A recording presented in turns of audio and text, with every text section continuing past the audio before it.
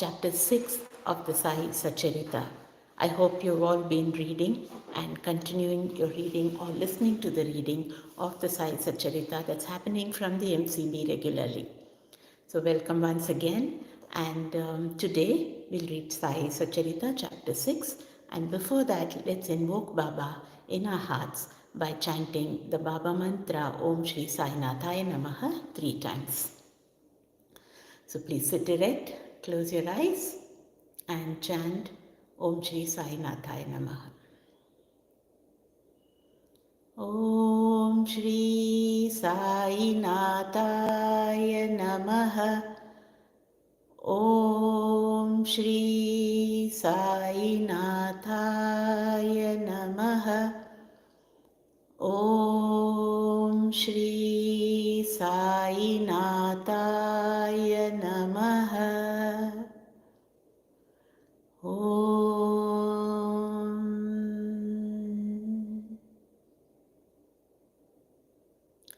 With Sai Baba's blessings, let's begin our reading of chapter 6, which is about the Ramanavami festival and masjid repairs.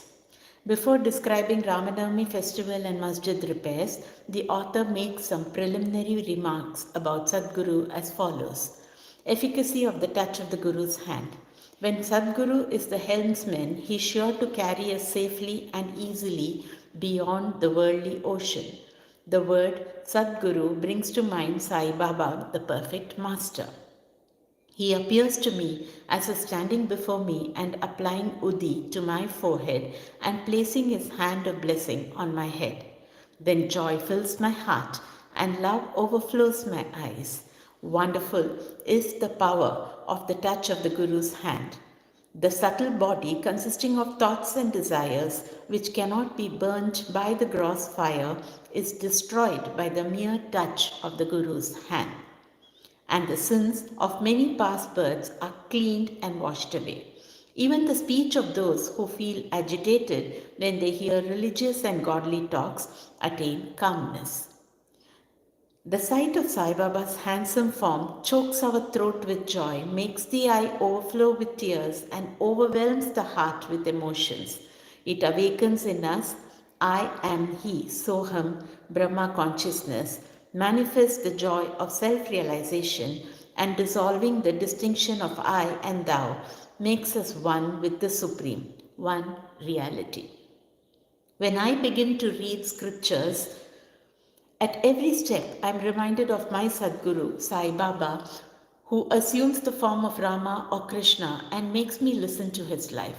For instance, when I sit to listen to Bhagavat, Sai becomes Krishna from top to toe, and I think he sings the Bhagavat or Uddhav Gita, song of teachings by Lord Shri Krishna to his disciple Uddhav for the welfare of the devotees. When I myself start to write anything, I cannot compose a few words or sentences, but when he of his own accord makes me write, I go on writing. And there is no end to it. When the disciple's egoism props up, he presses it down with his hand and gives him his own power, makes him achieve his object, and thus satisfies and blesses him. If anyone prostrates before Sai and surrenders his heart and soul to him, then all the chief objects of life, which is dharma, righteousness, artha, wealth, kama, desire, and moksha, deliverance, are attained easily and unsolicitedly. 4 paths, this of karma, gyan, yoga, and bhakti. Dhyan, yoga, and bhakti lead us separately to God. Of these, the path of bhakti is thorny and full of pits and ditches, and thus difficult to traverse. But if you, relying on your Sadguru, avoid the pits and thorns and walk straight, it will take you to your destination, which is God, so says Sai Baba. After philosophizing about the self-existent Brahma, his power, Maya, to create this world and the world created, and stating that all these three are ultimately one and the same, the author quotes Sai Baba's words guaranteeing the welfare of the Bhaktas. There will never be any death or scarcity regarding food and clothes in my devotees' home. It is my special characteristic that I always look to and provide for the welfare of those devotees who worship me wholeheartedly with their minds even fixed on me. Lord Krishna has also said the same in the Gita. Therefore, strive not much for food and clothes. If you want anything, beg of the Lord, renounce worldly honors, try to get Lord's grace and blessings, and be honored in His court. Do not be deluded by worldly honor. The form of the deity should be firmly fixed in the mind. Let all the senses and mind be ever devoted to the worship of the Lord. Let there be no attraction for any other thing. Fix the mind in remembering me always, so that it will not wander elsewhere towards body, wealth, and home. Then it will be calm, peaceful, and carefree. This is the sign of the mind being well engaged in good company. If the mind is vagrant, it cannot be called well merged in Him. After quoting these words, the author goes on to relate the story of Ramnavami festival in Shirdi. As Ramnavami is the most celebrated festival of Shirdi, another full account as published in Sri Sai Leela magazine of 1925 is also referred to, and a summary of the festival as related in both these accounts is attempted here. Origin. One Mr. Gopal Rao Gund was a surveyor in survey department at Kopargaon. He was a great devotee of Baba. He had 3 wives but had no issue. With Sai Baba's blessings, a son was born to him.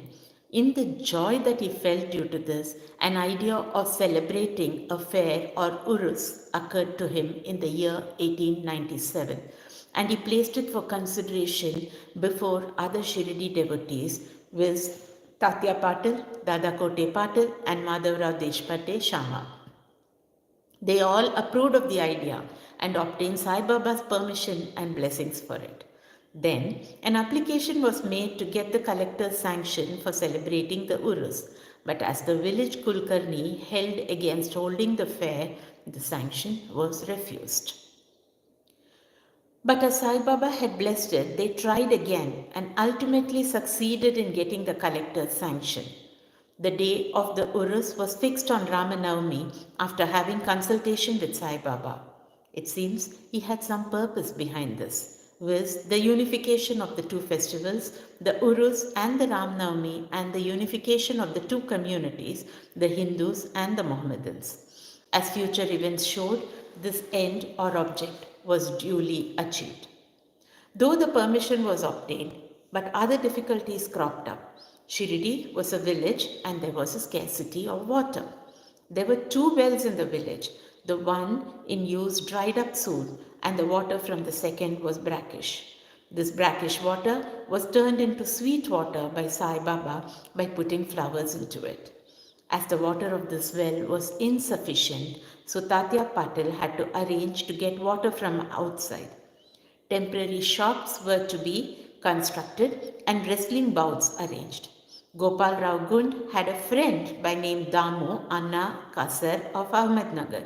He also was similarly unhappy in the matter of progeny, though he had 2 wives.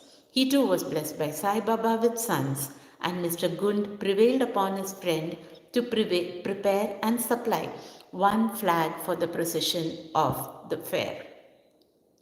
He also succeeded in including Mr. Nana Sahib Nimonkar to supply another flag. Both these flags were taken in procession through the village and finally fixed at the 2 corners of the masjid, which is called by Sai Baba as Dwaraka Mai. This is being done even now. The sandal procession. There was another procession which was started in this fair. The idea of sandal procession originated with one Mr. Amir Shakar Dalal, a Mohammedan Bhakta from Korla. This procession is held in honor of great Muslim saints. Sandal, that is chandan paste, and scrapings are put in the thali, a flat dish, with incense burning before them, and carried in procession to the accompaniment of band and music through the village And then, after returning to the masjid, the contents of the dishes are thrown on the nimbar, niche, and walls of the masjid. This work was managed by Mr. Amir Shakir for the first 3 years and then afterwards by his wife. So, on the same day of the two processions, the flags by the Hindus and sandal by the Muslims went on side by side and are still going on without any problem. Arrangement. This day was very dear and sacred to the devotees of Sai Baba. Most of them turned up for the occasion and took part in the management of the fair. Tatya Kote Patil looked to all outward affairs while the internal management was entirely left to Radhakrishna Mai, a female devotee of Baba. Her residence was full of guests on the occasion, and she had to look after their needs and also arrange for all the paraphernalia of the fair.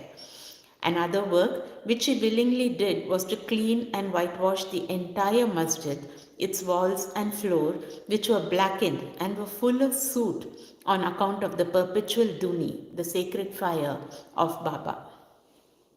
This she did during the night when Sai Baba had gone to sleep every alternate night in the Chavadi. She had to take out all the things, including the duni, and after thorough cleaning and whitewashing, replace them as they were before. Feeding the poor, which was so dear to Sai Baba, was also an important item in this fair. For this purpose, cooking on a grand scale and preparing various sweet dishes was done in the Radhakrishna Mai's lodgings, and various rich and wealthy devotees took a leading part in this. Transformation of Urus into Ram Navami festival. Things were going on in this way, and the fair was gradually increasing in importance till 1912 when a change took place. That year, one devotee, Mr. Krishnarao Jogeshwar Bhishma, the author of Sai Sagunopasana, came for the fair with Dada Sahib Kaparde of Amaravati and was staying on the previous day in the Dixit Wada. While he was lying in the veranda and while Mr. Lakshman Rao, alias Kaka Mahajani, was going with puja materials to the masjid, a thought arose in his mind and he accosted the latter thus. There is some providential arrangement in the fact that the Urus of fair is celebrated in Shirdi on Ram Navami. Ram Navami is very dear to all the Hindus. Then why not begin the Ram Navami festival, the celebration of the birth of Sri Ram, on this day here? Kaka Mahajani liked the idea, and it was arranged to get Baba's permission in this matter. The main difficulty was how to secure a Haridas who could do Kirtan and sing the glories of the Lord on the occasion. But Bhishma solved the difficulty by saying that his Ram Akyan, the composition on Rama's birth, was ready and he would do the Kirtan himself while Kaka Mahajani should play on the harmonium. It was also arranged to get the Sunta Vada, ginger powder mixed with sugar, as prasad prepared by Radhakrishna Mai. So they immediately went to the masjid to get Baba's permission. Baba, who knew everything and aware of what was happening there, asked Mahajani as to what was going on in the Vada.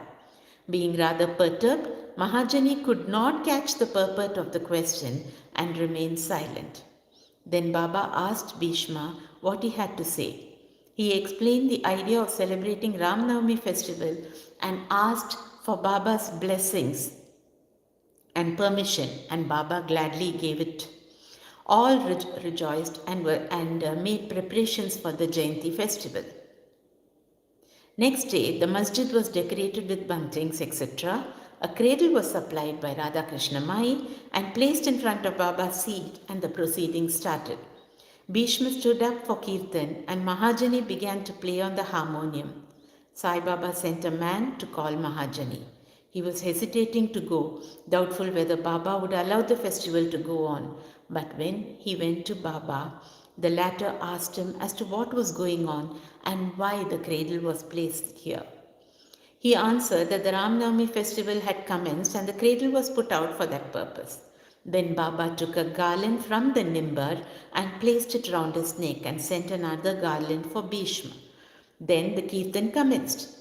When it came to a close, loud sounds of victory to Ram went up and gulal, color powder, was thrown up all around amidst band and music. Everybody was overjoyed when suddenly a roar was heard.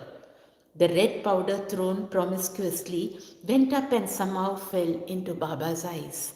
Baba got wild and began to scold and abuse loudly.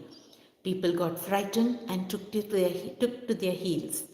The intimate devotees who knew Baba well took these scoldings and outpourings of Baba as blessings in disguise. They thought that when Ram was born, it was proper for Baba to get wild and enraged to kill Ravana and his demons in the form of egoism and wicked thoughts, etc. Besides, they knew that whenever a new thing was undertaken at Shirdi, it was usual with Baba to get wild and angry, and so they kept quiet.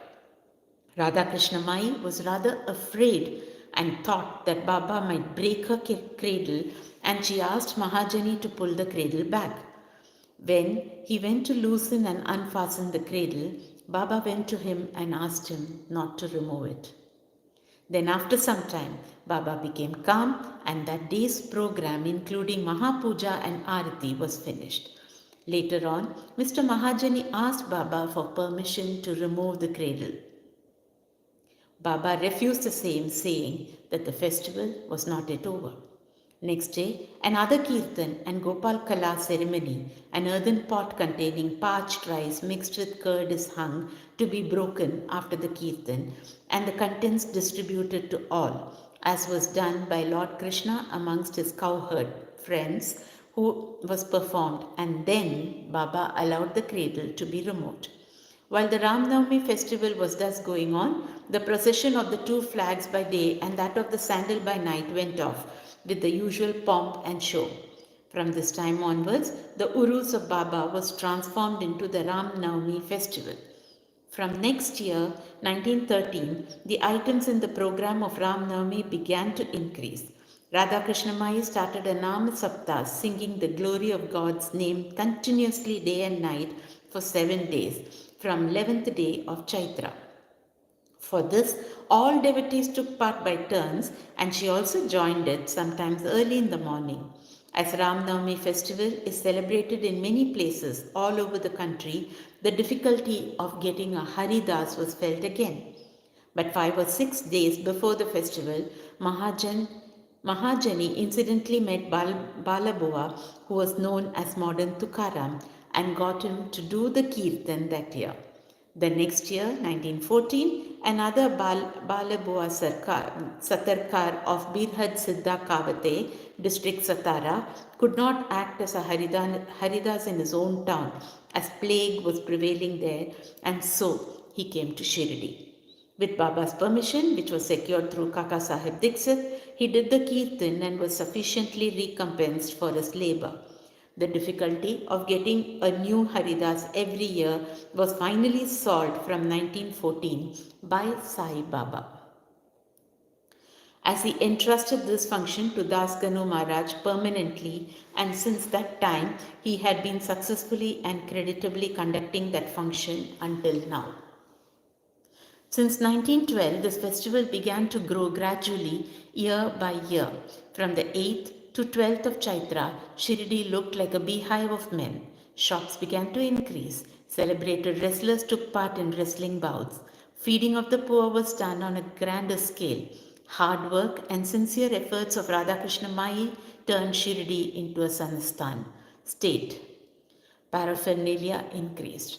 A beautiful horse, a palanquin, a chariot, and many silver items, utensils, pots, buckets, pictures, mirrors, etc.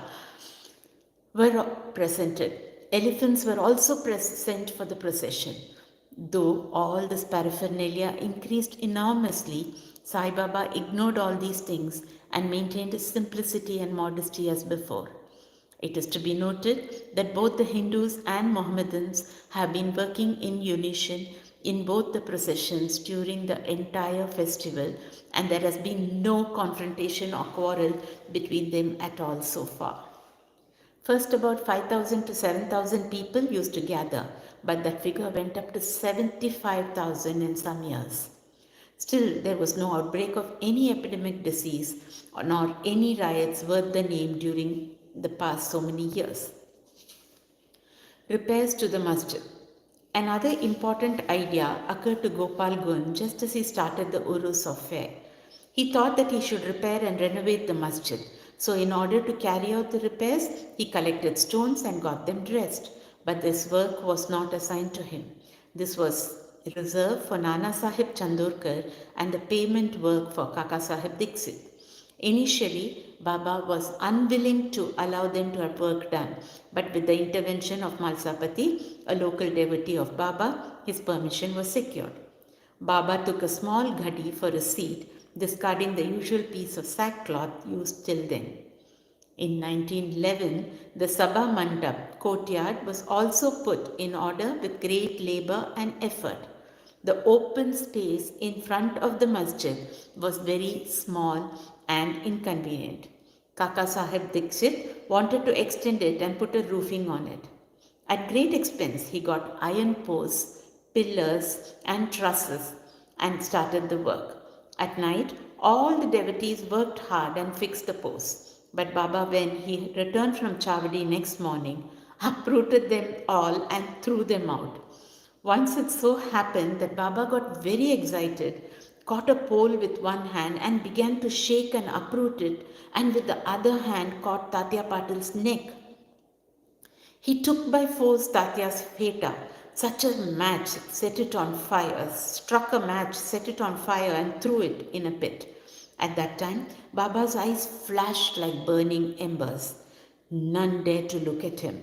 All got terribly frightened.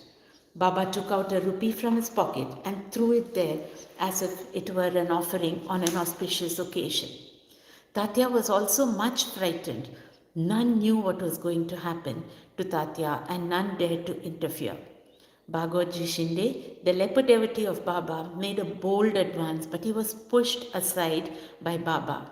Madhavrao was also similarly treated, pelted with brick pieces. So all those who went to intercede were similarly dealt with. But after some time, Baba's anger cooled down. He sent for a shopkeeper, got from him an embroidered feta, and himself tied it on Tatya's head as if he was being given a special honor. All the people were wonderstruck to see the strange behavior of Baba.